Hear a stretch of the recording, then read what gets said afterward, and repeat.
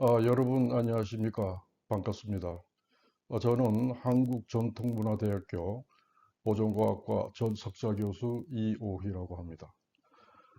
오늘은 과학기술로 되살아난 문화유산이라는 제목을 가지고 어, 말씀드릴까 합니다.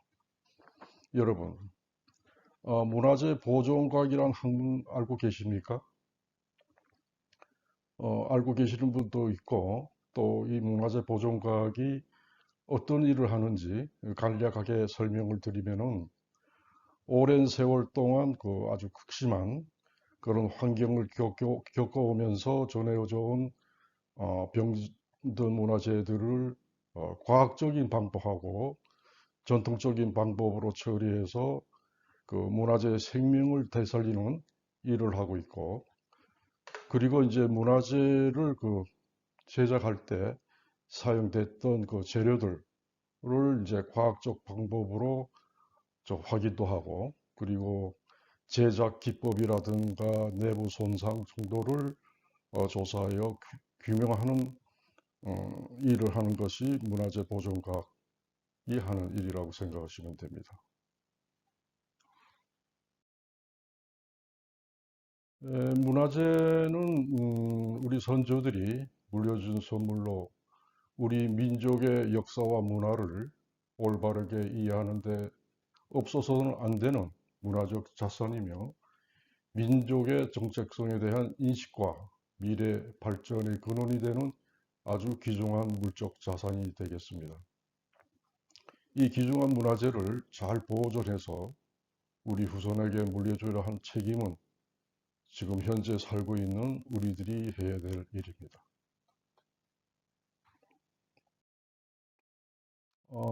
이게 중요한 문화재를 잘 보존을 해서 우리 후손들한테 물려주기 위해서 우리나라에서는 문화재를 이제 체계적으로 보존 관리하기 위해 1961년도에 이완과 구 황실 재산사무총국하고 문교부, 지금 현 교육부가 되겠습니다만은, 문교부의 문화국 문화재 관리 보존과라는 기능을 이렇게 하나로 통합해서 문교부 이제 외국으로 해서 문화재 관리국을 설치하고, 1962년도에 문화재 보호법을 제정해서 문화재가 이제 법률로 보호를 받게 되는 것입니다.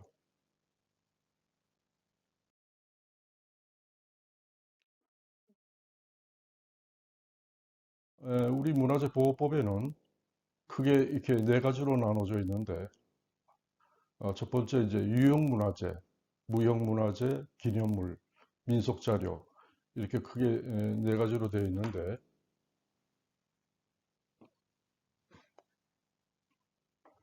에, 이 유형문화재는 이제 건조물, 회화, 뭐 공예품 이런 것들을 이제 유형문화재라고 말씀드릴 수 있고, 무형문화재는 연극, 음악, 무용, 또 기념물은 고분, 성지, 민속자료는 의복이라든가 가위라든가 이제 이런 것이 있고, 그러니까 문화재 보존각이 해야 될 그 일은 여기에 있는 요 무형문화재, 무형문화재를 제어한 유형문화재라든가 기념물, 민속자료 등이 전부 문화재 보존각의 처리의 대상이 되고 연구의 대상이 되겠습니다.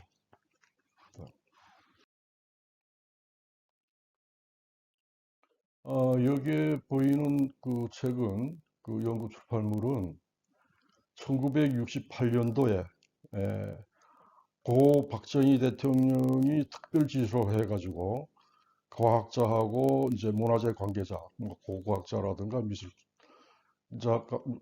미술 전문가들이 그 참여해서 과학기술처가 주관이 되고, 그리고 문화재 관리국이 협조를 해서 문화재 전반적인 과학적 보존 연구가 이루어졌습니다.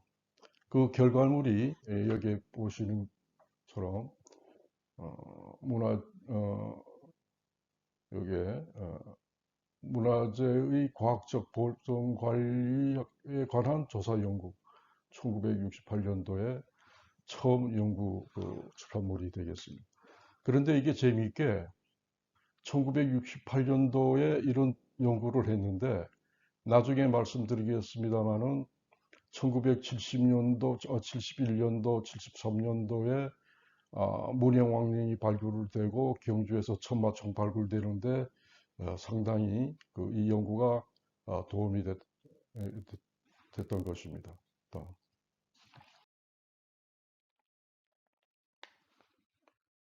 우리나라 그 석굴암에 대해서 잠깐 말씀을 드리겠는데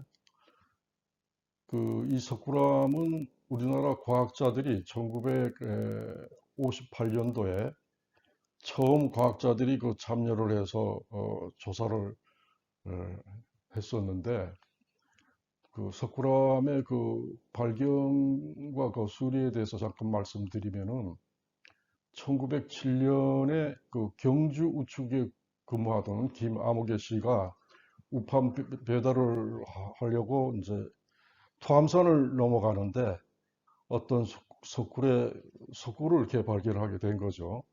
거기에 이제 큰 돌로 된 석조 불상들이 이제 쓰러져 있고 이것을 발견을 했는데 이 발견을 하고 돌아와 가지고 우체국 국장한테 말씀을 보고를 했죠. 보고를 하고 나서 이게 이제 서울까지 올라와서 1909년도 4월 달에 이제 이대 통감으로 있던 손해 아라스케가 이제 발견 듣고 방문을 합니다. 그리고 이제 1913년 조선 총독부로 예, 데라우치 마사다케 총독이 2만 그때 돈으로 22,726원을 들여서 전면적으로 이제 수리를 하게 됩니다. 이제 이때부터 이제 문제가 생기게 되겠습니다. 그리고 이 데레우치 그 문제는 나중에 이제 말씀드리겠고요. 이 데레우치 총독은 또 조선 총독부에서 근무하던 토목기사 군위에다 히로시에게 수리에 대한 계획을 세우게 했고 그리고 이제 1913년 10월부터 1915년 8월 사이에 토목기사 이즈마 겐노스케가 감독을 해서 석굴암을 전체 해체 복원을 하게 된 거죠. 그런데 이제 이 해체 복원을 하고 일본의 유명한 미술 평론가 야네기 무리요시가 이거 3번을 방문을 합니다. 그걸 보고 한 말이 예술을 모르는 과학의 행실을 참으로 미워하지 않을 수 없다. 이런 말을 느끼기도 했습니다. 음, 아까 얘기 1900 지금 여기에 비치는 그림은 1913년도부터 15년 사이에 수리했던 내용인데 여기 있는 이 그림이 이제 일제시대의 모습이고 1913년부터 수리하려고 했던 것은 여기 이제 돔도 있고 그랬을 텐데 여기에 돔 위에 이제 자갈들이 깔려 이렇게 덮여 있는데 자갈들을 다 이제 해체해서 옮긴 그런 상태 되겠어요. 그리고 이제 수리를 하려고 이렇게 목조 건물을 이렇게 세워놓은 그런 사진이 되겠습니다.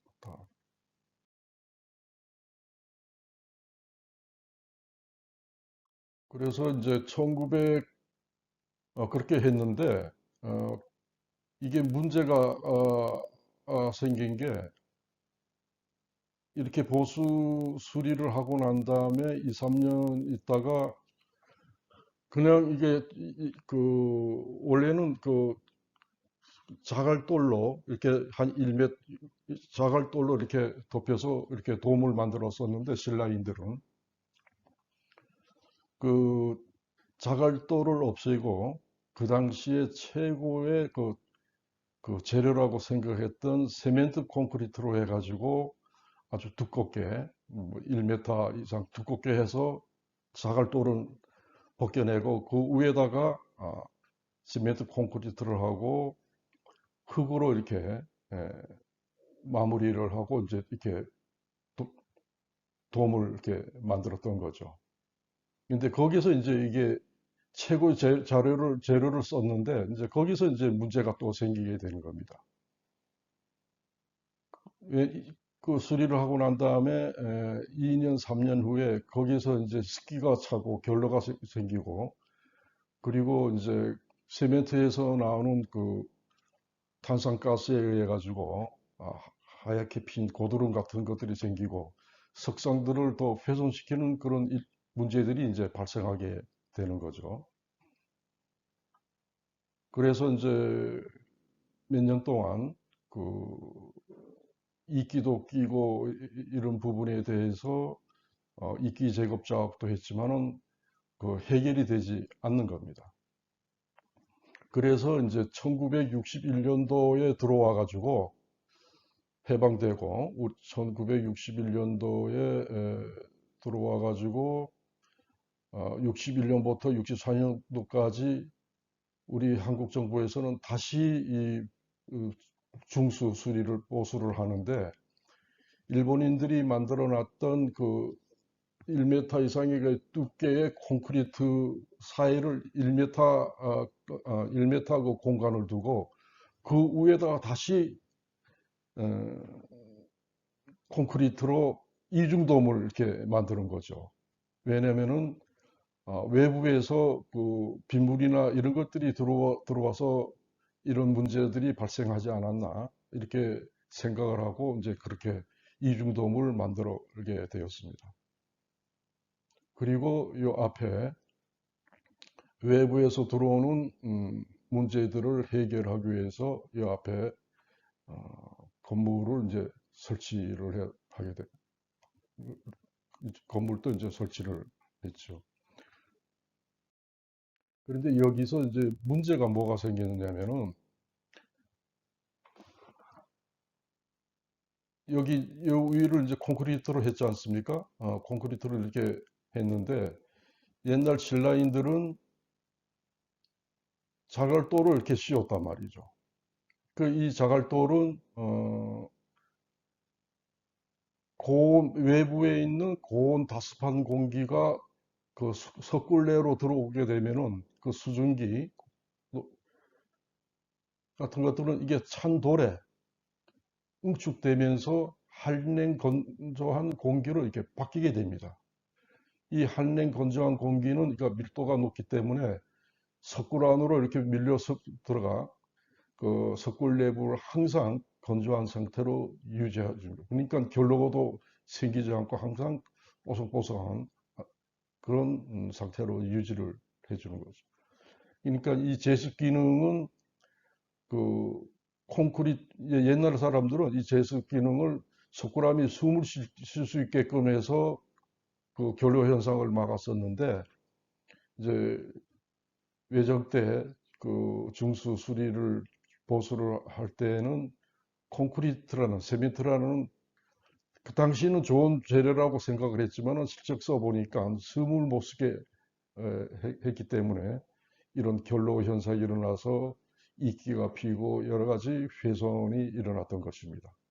이것이 이런 것들이 사실 신라인들의 그 자연 제습의 지혜가 아닌가 이렇게 생각이 듭니다. 이 그림은 어, 여러분 저 박물관에 이제 가보셨으면 알겠습니다만은 이 사회방이라고 해가지고 생각하는 방, 그 2021년도 11월 12일부터 이제 이게 공개를 했는데 왼쪽에 있는 방가사의상하고 오른쪽에 있는 방가사의상은 방가사의상이라는 거는 요쪽 다리를 여기 이게 오른발이 되겠죠. 오른발을 왼쪽 위에 올려놓고 이것은 이제 방가고 이렇게 생각하는 모습, 생각을 한다 이래가지고 그 방가 사유상이라는 그런 명칭이 붙게 됐는데 이게 이제 왼쪽에 지금 이 방가 사유상은 국보 78호입니다. 오른쪽에 있는 방가 사유는 83호인데 원래는 그 전에는 이게 한 점씩 6개월 간격으로 이번에 이제 보존 때문에 6개월 간격으로 교체 전시를 했었는데 이번에는 2021년도 12월 10일에 그 개관을 해서 아주 사회방 상설 전시실로 이렇게 예, 공개를 했습니다. 이분은 국립중앙박물관 초대 관장님이신 김재원 박사님이신데 어, 아까 그 앞에서 그 방가사유상 두 점에 대해서 국립박물관에서 최초로 우리나라에서 최초겠죠. 우리나라에서 최초로 처음으로 비파계 조사를 하게 됩니다. 그 비파계 조사자는 어, 여기 보시면은 이제 고종건 하민영 여기에 이제 원자력 연구소에 계셨던 분인데 그때는 이 김재원 박사님이 유물에 대한 그 어떤 그 다른 그 물질에 의해 가지고 유물에 손대는 것을 아주 그 완고하셨던 분입니다. 그런데 이제 고종건 하민영 이 두 분이 이 국보 78호 방가사의상 또 83호 방가사의상을 비파계 조사로 내부 결합이라든가 제작 방법을 한번 조사를 하고 싶다 해서 흔쾌히 그 김재원 박사님께서 허락을 하셔서 조사가 이제 진행이 됐죠. 조사된 거는 이제 78호는 이제 63년도에 됐고 83호는 1964년도에 그 비파가 파괴 조사가 됐습니다.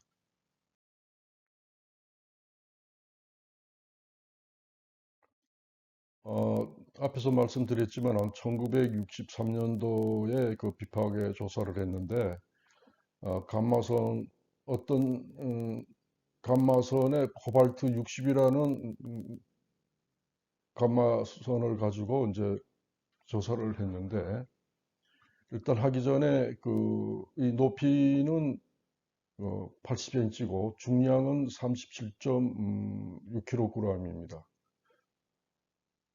그리고 이걸 이제 분석을 했더니 구리가 91.4%, 또 주석이 6.4, 납이 0.3 이렇게 주성분이 나왔습니다. 그리고 여기 이제 엑스레이 찍은 거를 보면은 지금 이 부분이 조금 두껍게 보이죠? 이 부분이 목 부분이 이 목 부분이 두껍게 보인다는 거는 뭐냐면은 머리 부분하고 이 몸심 부분을 따로 제작하게 돼서 나중에 이 부분을 붙인 거죠. 그리고 여기에 보면은 이제 철심이 이렇게 내려와 있고 한데 요런 부분들은 이 불상을 제설할 때 그 네트를 이렇게 흙으로 이렇게 빚을 때 흙이 밀리지 말라고 사용되는 그 철심이 되겠습니다. 지금도 이거 주조할 때 요런 방법으로 하고 있습니다. 아, 또 상세히 보시면은 어, 여기 여기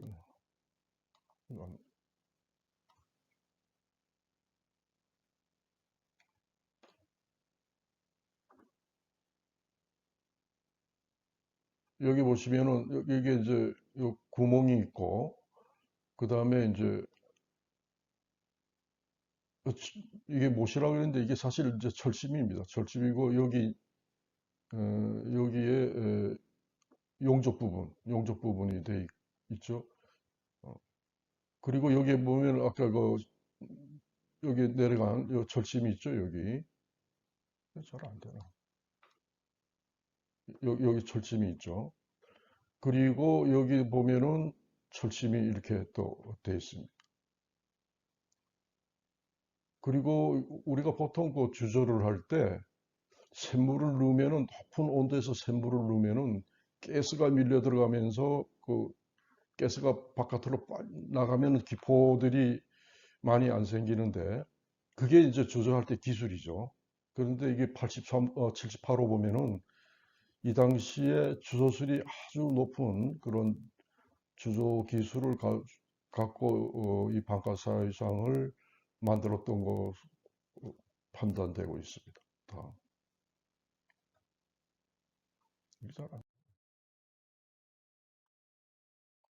이게 좀 디테일된 부분이고 여기도 보시면 이제 이런 부분들이 가스올이라 해가지고 그 가스가 이렇게 예, 제대로 빠져나가지 않은 그런 부분이 되겠습니다. 그리고 여기 이제 결함된 부분들도 보이고요. 그리고 여기 이 보면은 이게 어, 이 내부에 이제 이걸 제작을 할 때 흙을 빚고 그 위에다가 밀랍을 해서 조각을 하고 요 모양을 만들고 그 다음에 외부에 또 흙으로 외틀을 만들고 열을 줘서 내부에 있는 밀랍을 녹여서 그 사이로 이 샘물을 집어넣게 되는데 그 밀랍의 두께가 어, 이 방가 사용의 이제 두께가 그 금속의 두께가 되겠죠. 근데 아주 주조가 잘 돼 있어 가지고 기포가 거의 보이지가 않습니다. 요거는 이제 상반신 부분의 그 모습이 되겠습니다. 아까 말씀드렸던 여기에 철심이 있고 여기도 또 철심이 있고 내부에는 그 제작할 때 내형틀 뭐 흙을 다 하고 난 다음에 흙을 다그 제거했던 것으로 이렇게 보여집니다. 또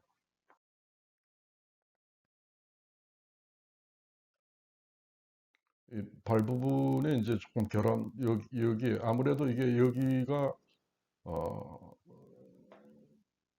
제일 마지막에 저기 샘물이 차는 부분이기 때문에 이 부분에 그 가스올이 많이 빠져나지 않고 요 시끌시끌하게 보이죠? 까맣게 보이는 부분.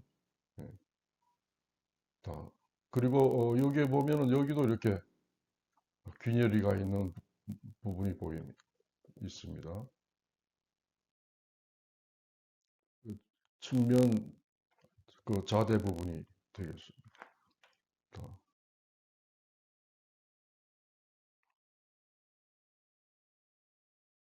지금 아까도 말씀드렸지만 오른손 여기에 철심이 이렇게 들어가 있다는 여 위에다가 그 흙을 붙이는 거죠. 흙을 여 위에다가 네트를 붙여야 붙이는 거고. 그러니까 여러분들 이제 박물관에 가서 이제 방구사회상을 보시면은 외형만 그 아름다움을 보실 텐데 그 내부는 보실 수가 없지 않습니까? 그러니까 이거를 기억하시면서 이런 내부가 지금 현재는 이런 상태로 되어 있구나. 이렇게 한번 관람하시는 것도 하나의 방법이라고 생각이 듭니다. 다음에는 1964년도, 이게 아까는 63년도에 78호를 그 조사를 했고, 그 다음 해에 64호를 했는데, 같은 감마세는 앞에서는 코발트 60을 했지만은 이번에는 세슘 137로 했고, 높이는 93.6cm, 중량은 112.2kg입니다. 아까는 35점 몇 킬로였는데 저 78호는 112.2kg 이게 많은 거는 여기에 이제 엑스레이 필름을 이제 이거 보시면은 아까는 여기 하얗게 보였는데 까맣게 꽉 차 있죠. 이거는 속내틀이 흙이 그대로 들어있다는 겁니다. 이 중량이 이쪽으로 이 무게가 이렇게 있기 때문에 이 중량이 이렇게 나가는 거고, 그리고 여기 이게 하얗게 이렇게 보이는 부분이 이게 주조할 때 가스가 잘 아까 78호보다는 덜 빠진 그런 상태로 보시면 되고, 오른손 여기 사유하는 거 오른손 여기 손바닥 부분에 보면은 이게 구멍이 이렇게 있는데 78호도 아까 제가 말씀을 안 드렸습니다만은 똑같이 이렇게 구멍이 있습니다. 그러면 왜 손바닥 중지 아랫부분에 이런 구멍이 나 있을까요? 여러분 혹시 아십니까? 저도 맨 처음에 이 필름을 엑스레이 필름을 접하고 왜 이게 여기에다 구멍을 뚫었을까? 혹시 뭐 종교적인 이유 뭐 이런 거를 좀 생각해 봤는데 그런 것이 아니고 실질적으로 제작 당시에 예, 아까 그 주조를 할 때 보면은 여기 속 네틀 흙으로 하는 네틀하고 또 요 모양을 만들기 위해서 방가사형 모양을 만들기 위해서 이제 밀랍으로 이렇게 모양을 만든다고 그랬지 않습니까? 만든 다음에 그 위에다가 또 다시 고운 흙으로 그 웨트를 이렇게 하는데 웨트하고 네트하고 이게 천도가 넘는 샘물이 들어가면 이게 흔들릴 수가 있으니까 그거를 잡아주는 줬던 그 틀잡이 네틀과 웨트를 잡아줄 수 있는 틀잡이 했던 그런 부분이 아닌가. 그러니까 여기에는 요 웨틀과 네트를 잡을 수 있는 뭔가 목 같은 게 있었을 거라고 생각이 듭니다. 이번 여기도 보시면 아까 지지파하고 다르시 여기 흙이 꽉 차 있는 걸 보이고 여기에 보면은 여기는 철심이 여기까지 쭉 내려와 있습니다. 자, 이건 옆면 그 머리 부분이 되겠고요. 지금 아까 83호는 하고 조금 다른 78호하고 조금 다른 게 어, 여기 제작 당시에 이렇게 요런 철선으로 일단 모양을 만듭니다. 부처님 그 방가사의 모양을 이렇게 만들고 요 위에다가 이제 흙을 붙이는 건데 여기에 이렇게 엑스레이를 필름을 보시면은 이 철 위에다가 여기다 또 철사로 이렇게 감은 거가 보입니다. 보이시죠? 그리고 요 부분은 아직 흙이 남아 있습니다. 흙이 남아. 그리고 요 부분은 못이 되는데 그 네트라고 웨트라고 잡아주는 그런 못이 아니겠나 이렇게 한번 추정을 해봅니다. 여기 확실하게 보이시죠? 여기. 그래서 이런 걸 보면은 83화 방과사유상의 제작 기법을 저희들이 알 수가 있죠. 그러니까 삼국시대에 주조 장인들의 우리가 기술을 어떤 기법으로 사용해서 만들었는지 우리가 확인할 수가 있습니다.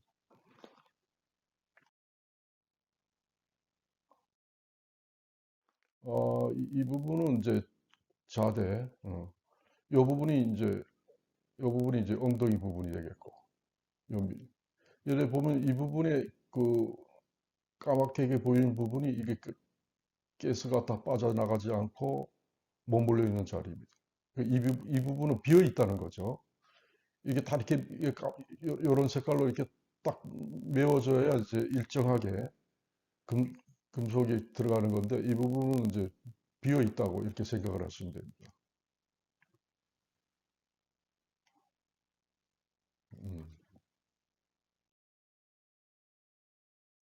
그리고 언제인지 모르지만은 이거 제작 당시에 했지 않았겠나 이런 생각이 드는데 이 부분 보면은 그 수리한 부분이 보입니다. 여러분 지금 박물관 가서 지금 앞에서 옆에서 뒤에서 다 볼 수가 있는데 이런 부분은 찾을 수가 없습니다. 왜냐면은 여 위에다가 그 계금을 오칠 그 계금을 하는데 그 오칠 계금이 아니고 순 아말감 기법으로 그 옷을 금박을 입히는데 그 금박을 이제 어떻게 입히느냐면은 그 금분이나 금박을 순에 섞어 가지고 높은 그러니까 온도에다가 열을 주고 이렇게 붙여 놓으면은 수는 35점 몇 도에서 이게 증발을 하게 됩니다. 그러면은 열을 주면은 수는 증발하고 금박이 이렇게 남는데 수은이 증발 표면은 그때는 어떤 색이 나타나냐면은 은색으로 나타나요. 그 금색을 또 이제 되살리기 위해 가지고 광채라는 게 있습니다. 그걸 이제 광채로 이렇게 문질러 주면은 어, 금색이 확 살아나는 그런 기법으로 이 방탄사 의상은 그 도금을 금도금을 했는데 이게 상당히 크기 때문에 이 조그만 유물 같으면은 그게 쉬운데 이게 상당히 그 크기가 크지 않습니까? 그래서 그거 일괄적으로 한번 그렇게 금도금 하기에는 어, 쉽지 않았겠다 이런 생각이 들고 하여튼 당시에 그 주조하는 사람이나 또 그 금박을 도금한 도금 장인이나 대단한 어떤 그 기술을 갖고 있었다. 이건 뭐 분명한 사실인 것 같습니다. 지금 이런 부분도 보면은 가스가 많이 차 있는 부분. 그러니까 아까 78호보다는 주조 쪽 면에서 볼 때는 상당히 그 가스홀이 많다. 이렇게 보시면 되겠습니다.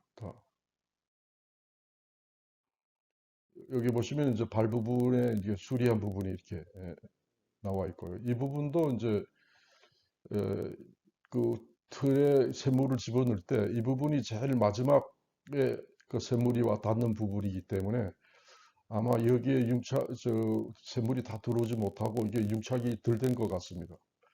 샘물이 다 들어오지 못하니까 이거 다시 만들어서 붙이지 않았나 이런 생각이.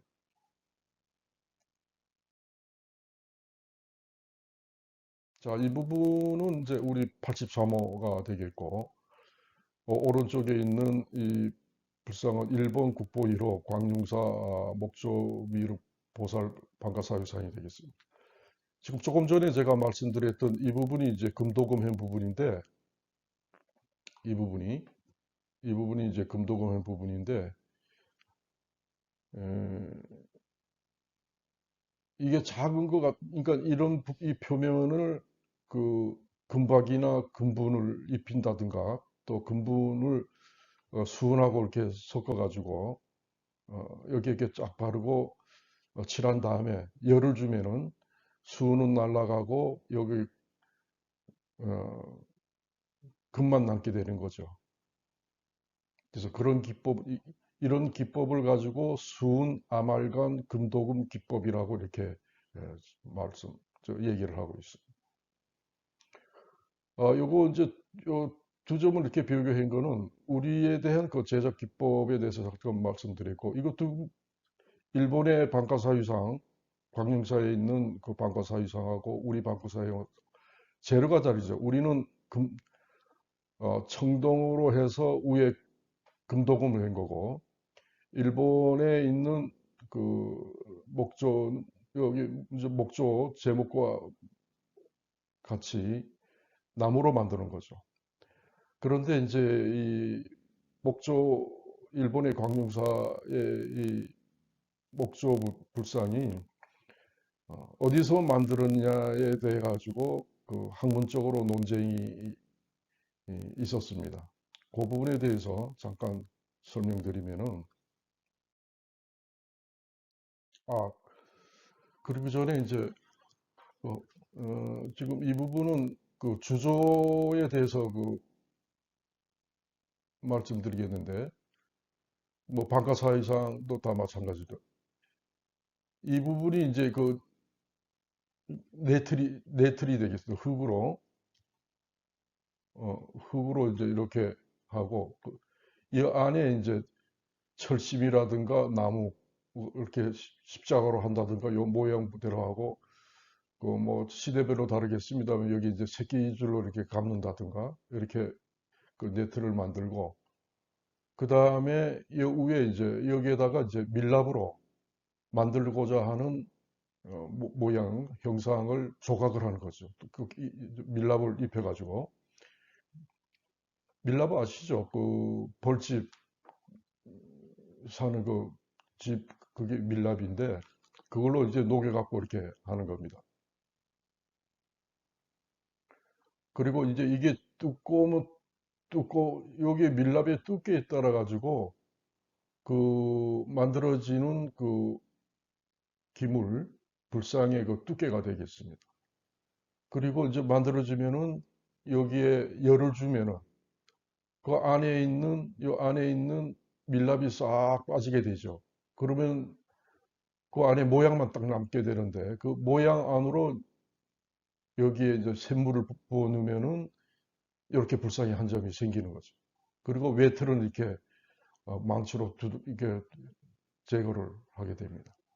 그리고 여기에서 이제 조금 표면이 거치니까 표면을 이제 마무리하고 그 금도금을 그 아말감 금도금법으로 여기 이제 도금을 해서 완성을 시키는 그런 과정이 되겠습니다. 일본의 이제 그 제작 방법을 보면은 뭐 이렇게 이제 나무에다가 나무에다가 이제 조각을 하고 이렇게 만들었는데 그런데 이제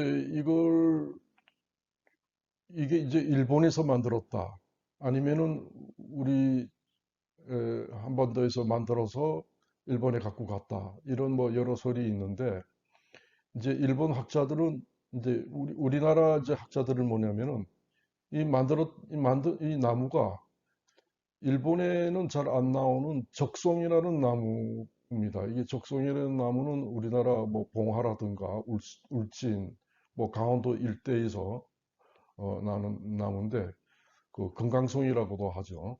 음. 그래서 이제 나무가 우리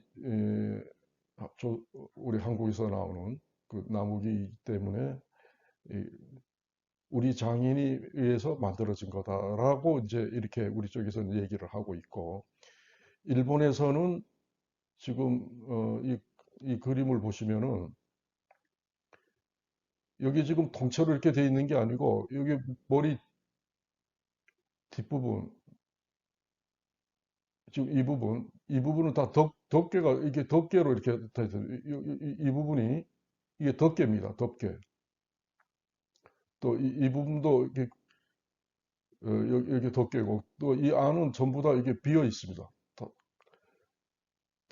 나무를 깎아낸 거는 그대로 하게 되면 나무가 균열이 생기기 때문에 이렇게 안에 나무를 다 파내고 이 부분을 이제 이렇게 그 창이라고 그래야 되나요? 하여튼 여기서 나중에 어, 다른 나무로 이렇게 했는데 여기에 갖다가 그러니까 이 부분은 적송인데 소나무인데 적송 소나무인데 이 부분은 이제 요 나무는 우리나라에서 나지 않는 일본에서만 나는 농나무를 갖고 사용을 한 겁니다. 그래서 이제 일본 사람들은 어, 이 제작을 농나무는 우리나라에서 나지 않은 나무이기 때문에 일본에서 만들었다. 또 학자들은 이렇게 얘기를 하고 있습니다.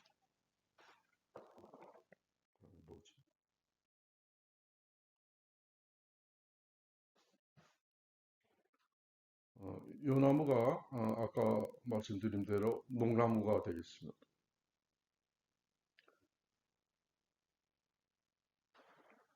그 가서 보시면은 이제 일본 강유사 뭐 관광 가서 하여튼 뭐 이거 보시게 되면은 이게 통째로 이제 적성으로 만든 게 아니고 머리 부분하고 등판 그리고 요 정강이 부분 얘네는 그 별도로 농약으로 했다 제작을 해서 덮었다 끼웠다고 이렇게 생각하시면 되고 그리고 이 안에는 이 나무가 이제 트지 말라고 균열되지 않게 하기 위해서 안에를 전부 이렇게 나무를 파서 공동 이렇게 만든 겁니다. 이 사진은 그런데 사실 이게 이제 적성으로 알게 된 거에 1960년도에 이 부분이 되겠습니다. 이 부분.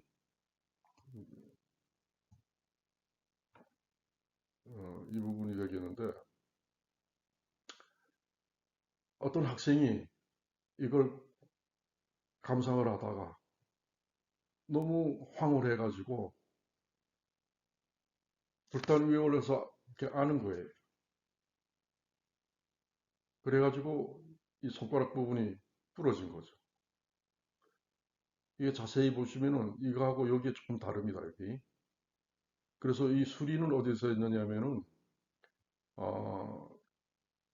1960년도에 그 일본 교토에 가면은 미술원 국보 수리소라는 데가 있어요. 목조 불상만 중심으로 해서 수리를 하는 곳인데 역사가 130년 됐습니다. 그 미술사학자 오쿠쿠라 덴신 선생이 그 만든 그런 연구소인데 거기에 있는 그 니시무라라는 분이 에, 강릉사에 가서 직원들 데리고 가서 한 일주일 동안 이 부분을 수리를 했다고 그럽니다. 그 수리를 하고 자기가 이렇게 그림을 그린 거죠. 그래서 이때 그 나무 수정 검사를 했더니 적성이라는 거를 알게 된 거죠.